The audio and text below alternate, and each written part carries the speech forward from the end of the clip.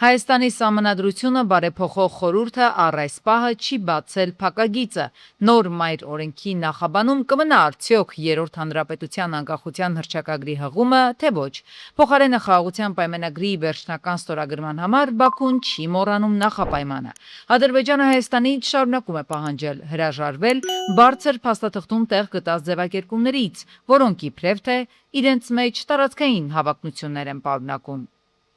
Ադրբեջանի համար կարևոր է, որ այն դրույթները, որոնք իրենք համարում են իրենց երկրի նկատմամբ տարածքային պահանջներ, պաշտոնապես վերացվեն, լինի դա նոր սահմանադրության ընդունման, թե այլ իրավական մեխանիզմի միջոցով։ Ինչ նկատի ունի Հաջիևը ասելով իրավական այլ մեխանիզմներ, սա էլ այն դեպքում, երբ Հայաստանի օրենսդրությունը հստակ սահմանում է, որ մայր օրենքը բացառապես հանրաքվեով կարող է փոխվել։ Իսկ խաղաղության օրակարգով երկրի կառավարման ղեկը հաջորդ 5 տարիներին էլ իր ձեռքն առնող Նիկոլ Փաշինյանի առաջնորդած քաղաքացիական պայմանագիրը նոր խորհրդարանում չի ունենալու համապատասխան թվով մանդատներ։ Սահմանադրության նախագիծը հանրաքվեի դնելու, ասել է թե Հայաստանի քաղաքացիների դատին հանձնելու համար։ Արդյոք ակնարկները Երևան հասցնում Ալիևի օգնականը։ Այս դեպքում ուշացած, որովհետև ՔՊ առաջնորդը իրենից առաջ լրագրողների հետ ճեպազրույցում արդեն հայտարարել էր. հարցի իրավական լուծմանը հասնելն իրենց օրակարգում է, իրավաբաններն այդ ուղղությամբ աշխատում են։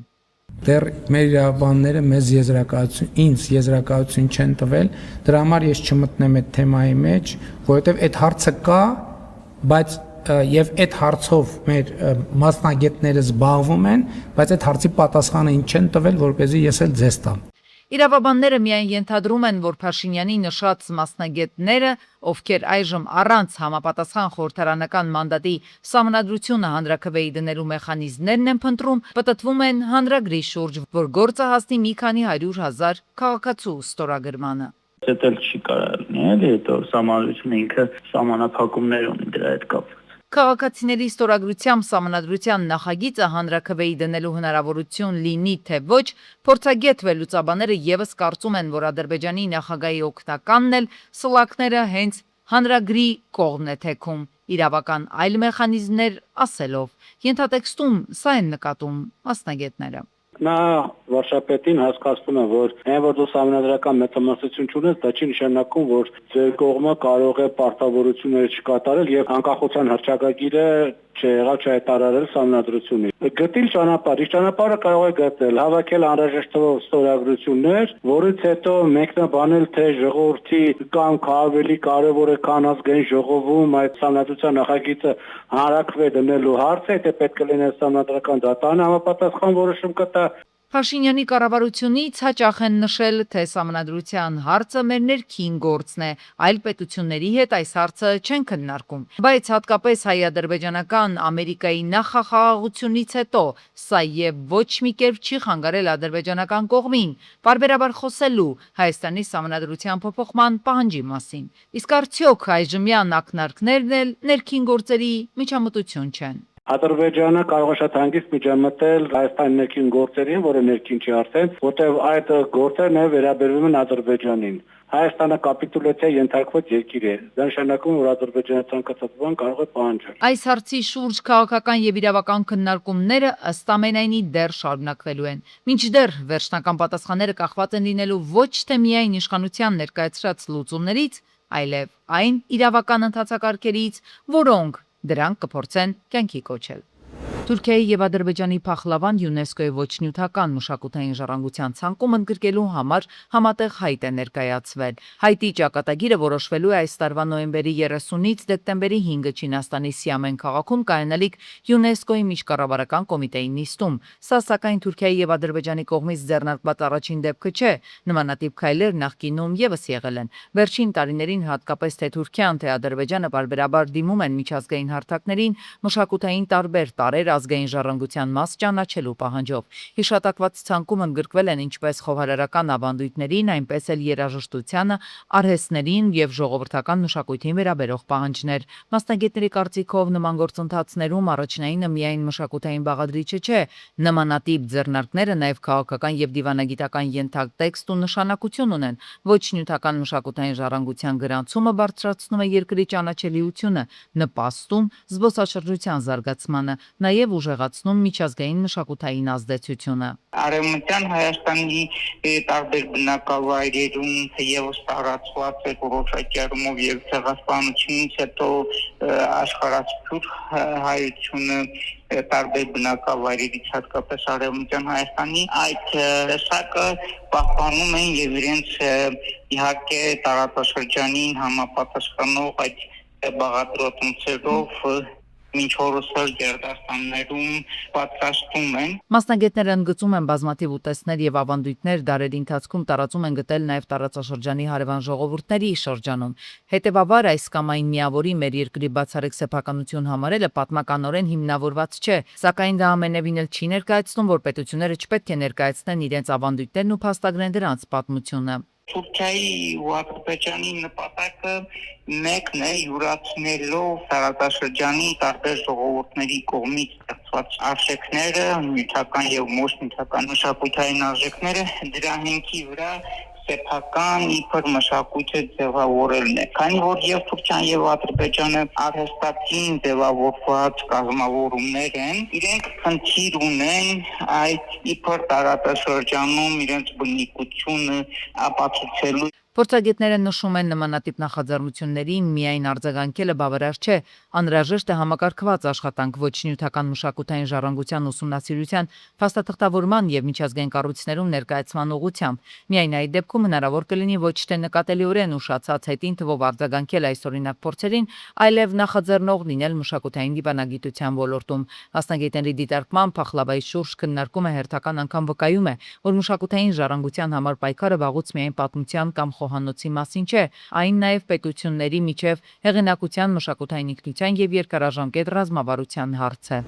Ցանկանայի ներկայացնել Մալացիա Սեբաստիան Երևանի քաղաքապետարանի գործակարգավարական նիստը սկսվեց Տիգրան Ավինյանի կողմից Մալաթիա, Սեբաստիա եւ Շենգավիթ վարչական շրջանների նորանշանակ ղեկավարների ներկայացմամբ։ Հետո արդեն քաղաքապետը սկսեց հետաքրքրվել Եղվարդի խճուղում իրականացվող աշխատանքների ընթացքով։ Կոմունալ տնտեսության իրավասուները քաղաքապետին ծանոթեցին Եղվարդի խճուղում զուգահեռաբար իրականացվող նախագծերի գազաֆիկացման աշխատանքների, ռոռոկման գծի եւ կոյուղատար համակարգի անցկացման մասին։ Երեք ուղղությամբ էլ վարչահարություն է իրականացվել,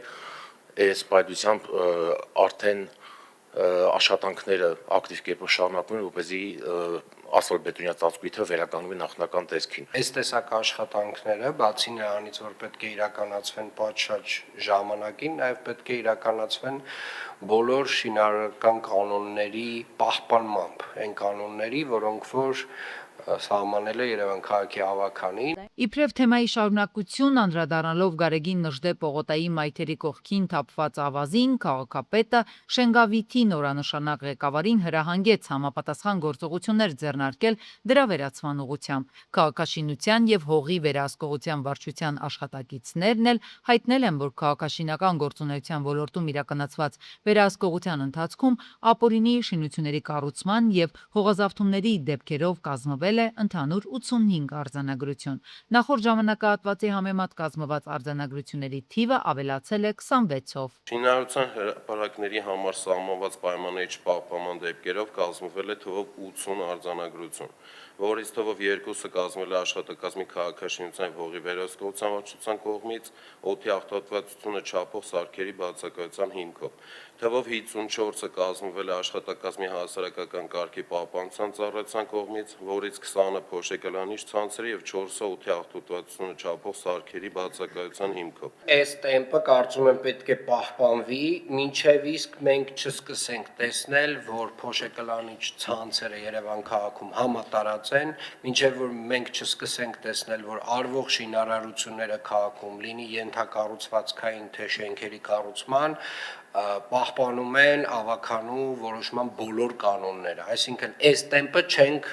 թուլացնում, շարունակում ենք նույն այս տեմպով, մինչև բոլորը հասկանան, որ նոր խաղի կանոնները բոլորը պետք է պահպանեն։ Խորհրդակցության ընթացքում անդրադարձ եղավ նաև մետրոպոլիտենում իրականացվող աշխատանքներին։ Քաղաքապետին զեկուցեցին, որ վերանորոգվել է մոտ 35,000 կիլոմետր վազքի համար նախատեսված 3 վագոնանոց 1 շարժակազմ, որն այսօրվանից սկսել է սպասարկել ուղևորներին։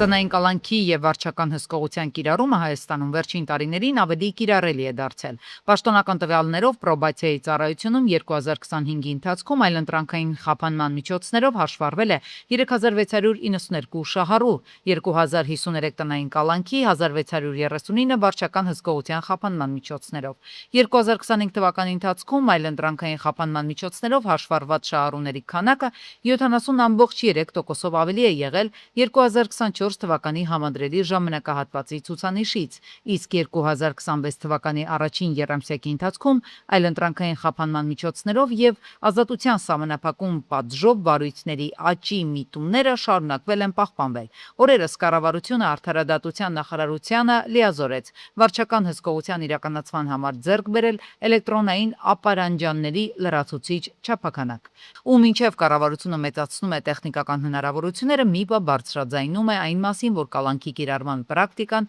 շարունակում է համակարգային խնդիր մնալ։ Միայն վերջին ամիսների ընթացքում մի քանի գործերի շրջանակներում մարդու իրավունքների պաշտպանն առաջարկել է պետությանը քննարկման առարկա դարձնել անձանց նկատմամբ կիրառված կալանք խափանման միջոցի փոխարեն այլընտրանքային խափանման միջոցի կիրառման հնարավորության հարցը։ Բոլոր դեպքերում համակարգային խնդիրները կախված են խափանման միջոցների ծավալի հետ։ Դրանք կլինեն կալանքներ, կլինեն տնային կալանքներ, թե վարչական հսկողություն։ Փաստաբանների կարծիքով այլընտրանքային խափանման միջոցների թիվը բացահայտել է նաև համակարգի գործնական թերությունները։ Օրինակ, շատ դեպքերում մարդիկ բողոքում են գիշերային ցանկերից, օրինակ, կարող են ցանկարել եւ ճշտել, որտեղ անձը գտնվում, այսինքն ինքը խափանման միջոցը կիրառվում է, բայց վերահսկողությունը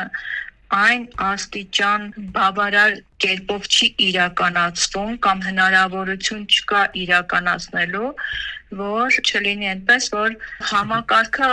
օբյեկտիվորեն աշխատի։ Փաստաբանները նաև ուշադրություն են հրավիրում խափանման միջոցների ընտրության պրակտիկային։ Նրանք նկատում են, որ կալանքի կիրառումը շարունակում է այլընտրանքային միջոցների նկատմամբ ավելի նախապատվելի մնալ։ Դատապաշտպանների գնահատմամբ դատարանները որոշ դեպքերում զգուշավոր մոտեցում են ցուցաբերում։ Այն սուբյեկտիվ կարծիքն է, որ երբեք բոլորը հավասար չեն եղել օրենքի առջև։ Այս խափանման միջոցների բուրըն աճի համատեքստում սրանք ավելի ցայտուն են դարձել։ Ու մենք տեսնում ենք, որ առանձնապես ծանր հանցագործության մեջ մեղադրվող անձի նկատմամբ ընդհանուր ընտրում են վարչական հսկողություն, իսկ այնպիսի անձի նկատմամբ, որին իրականում կարող էին տալ վարչական հսկողություն կամ ամենաթեթև բացակայելու արգել կամ ինչ որ չնչին չափի սիմվոլիկ գրավ կիրառեն, նրանց նկատմամբ չգիտես ինչի կիրառվում են կալանք։ Պետությունը թեև շարունակում է ընդլայնել այլընտրանքային խափանման միջոցների կիրառման տեխնիկական հնարավորությունները, սակայն մասնագետները շեշտում են,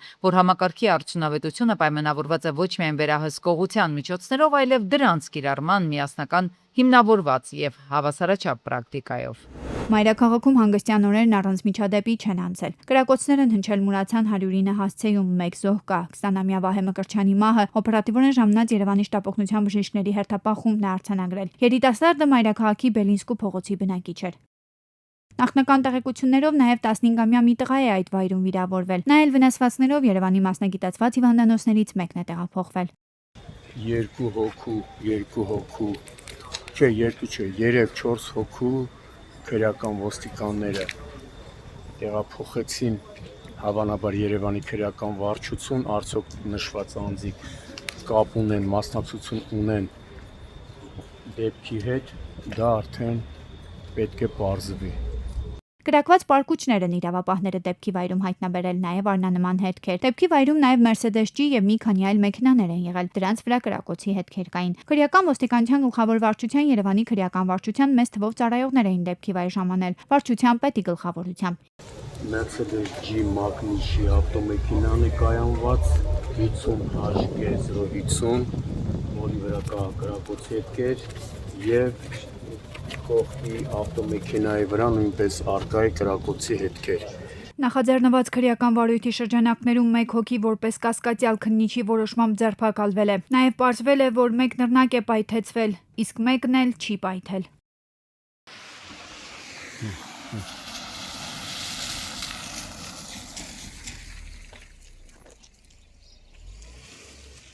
Ղափանցյան փողոցով 2 օր է խմելու ջուրն աննպատակ հոսում էր։ Անհարմարություններ պատճառում վարորդներին ու հարևանությամբ բնակվող սեփական տների, նաև բազմաբնակարան շենքերի բնակիչներին խողովակներ վնասվել։ Մի կիլոմետրի չափ տեսնում եք, այդպես գնում է։ Ղափանցյան փողոցը 2 ամիս առաջ են օրոքվել, ահազանգող քաղաքացիներն էլ մտահոգություն ունեին, որ ջուրը նորից կքանդի այն, հիշում են, նախկինում այստեղով երթևեկել է իսկական փորձություն էր։ Ափսոս չի, բայց ջուրը։